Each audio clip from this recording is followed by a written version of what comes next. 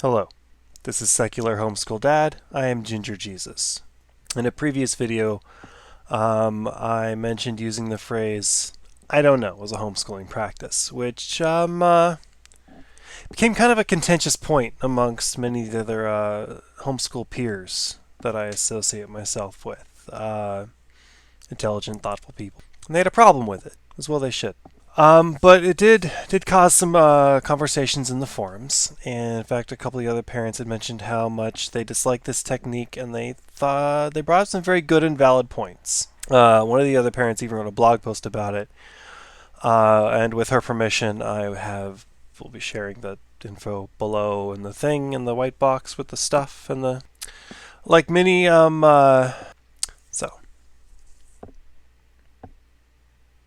So there are better options. Finding ways to help our child ask themselves the right questions is a skill. Like any skill, it requires practice, intent, willingness to succeed, and as a parent, you have to want for your child to discover the answer for themselves, right? For unschooling to work, the desire must be present, but like everybody knows that I don't know is not a conversation starter, it's a conversation ender, right? It's straight up answering your question. I don't know. Bye. The thing is, they're correct. It's not a great way to get your kids to find the answers they need. So, I don't know. There's a cop-out, right? One person mentioned, she said, I don't know is the because I said so of the homeschooling world, which I found poignant at the time, and I'm hoping you find poignant now because it's true. It is. It's a very authoritarian way to look at unschooling, and we don't do it. Nobody actually says I don't know to their kids. None of the unschoolers I know. We always help our kids find the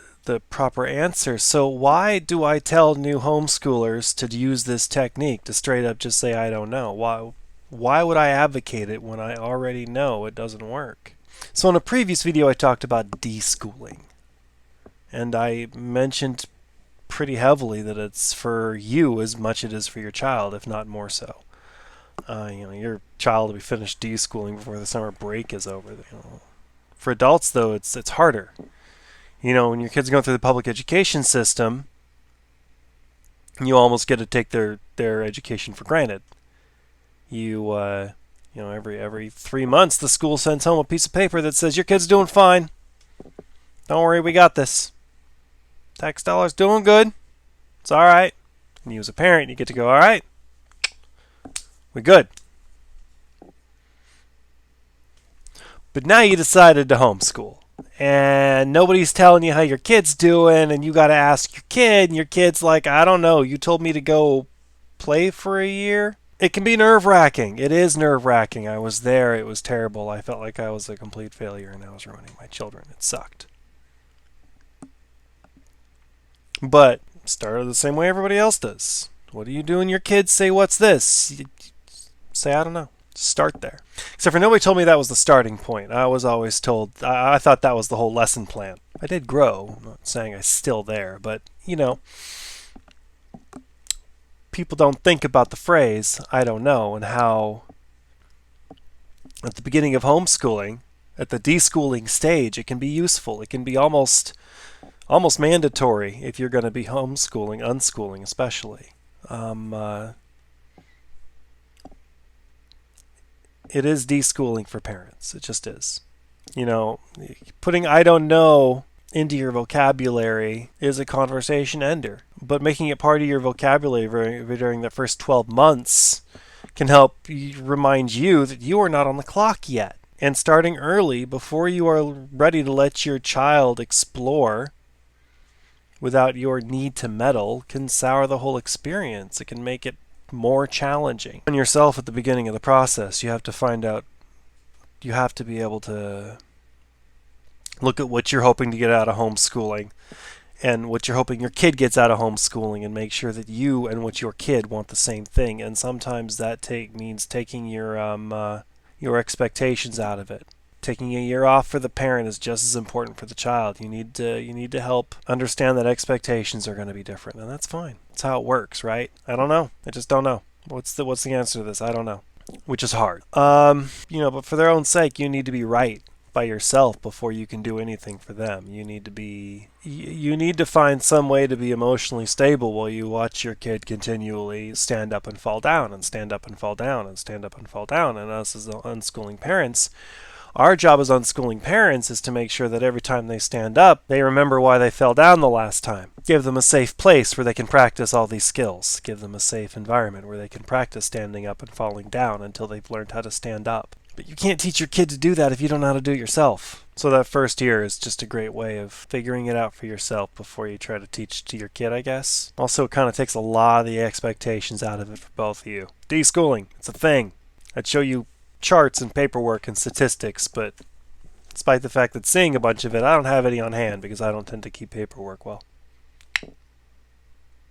Unschooling. But so you take that year off and then you stop answering simple questions. How do you spell this? How much of this plus this makes this? Really simple stuff that you and your child used to take for granted, and now you have decided to say, I don't know, instead. You're making it part of the vocabulary, you're putting up a boundary. Now, the thing you want to tell to your child, which is the thing that doesn't quite come out the way you intend it to, is something along the lines of, at least I hope and assume, is the thing that I wanted to tell my child, but I didn't know how, because I was not emotionally vulnerable enough yet with myself or the world to say this. But this is what I hope to be the core essence of why you take that year off and how you explain it to your child. I'm going to read off something I wrote because I don't want to mess it up. Those people who are I do read off a script. It gives me it's bullet points, and then I ad-lib a lot from there. But this I wanted to get right, so I wrote it down. So I'm going to give me a second. Okay, so what you need to say is something along the lines of, I'm not going to answer that because kid comes to you with a simple question. What is this plus this? What is this plus this? How do I do this? So you want to put up that boundary. And it's, I'm not going to answer that because I need to train myself and you to have a constantly curious brain. And the only way to do that is to not provide simple answers, but to find a way where we as a group can help you find the right answer on your own. So that one day when you're all grown up, you know how to solve problems for yourself without relying on others. So while we need to learn new skills of how to talk and then learn together, first, we have to unbreak all of our old skills and coping mechanisms. Now, most of this shortened this into, I don't know, but it's a crutch, right? It's just something to help us get stronger until we can learn how to stand on our own. As homeschoolers, as unschoolers, as parents.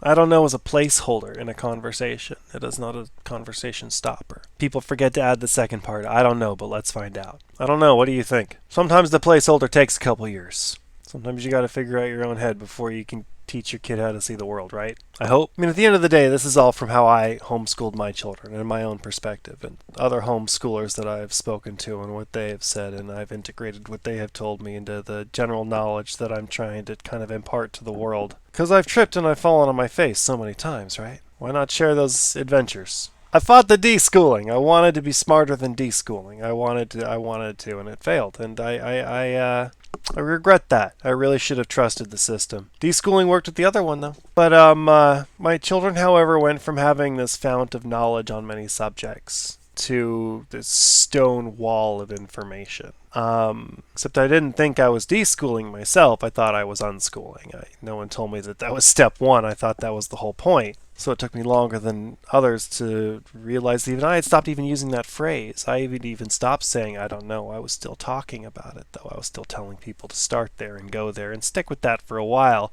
And I never even realized that I had moved on. But I did notice it had a very interesting effect on my children.